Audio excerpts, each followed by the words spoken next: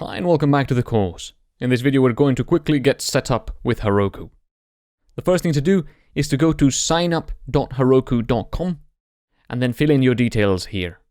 The company name is optional, but the rest are reasonably important. You'll have to confirm your email address as well, so make sure to put something valid in there.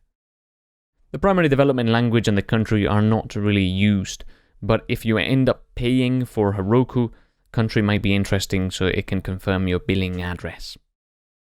Okay, then create a free account, and everything's free, you don't have to pay or anything like that.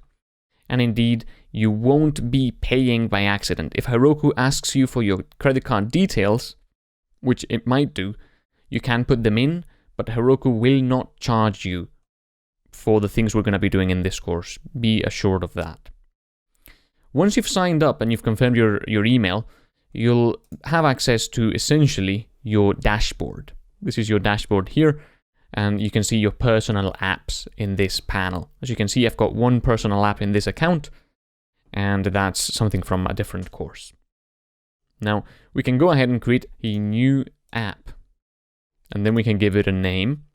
So for example, we can give it the name Stores REST API, which is available, and then we can select the runtime. Now, there are two at this point in time, there may be more when you watch this video, United States or Europe, and I would recommend selecting the runtime where most of your users are based. So if you have a lot of users accessing your API from Europe, then you'll want to select Europe.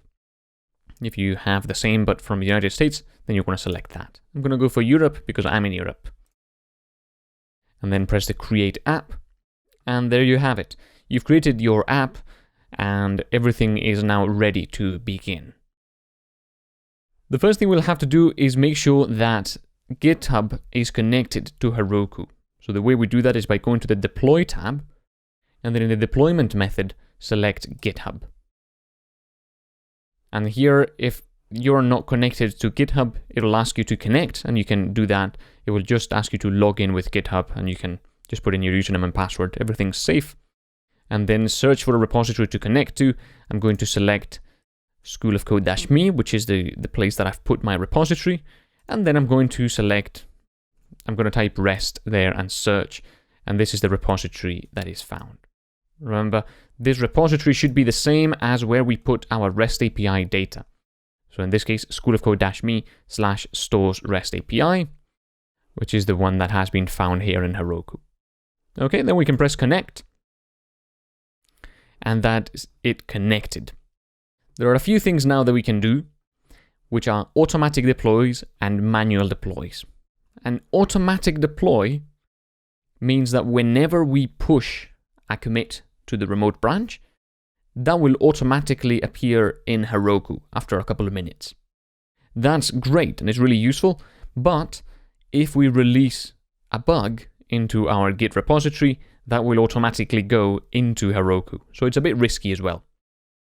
The manual deploy allows us to just deploy the current branch into Heroku.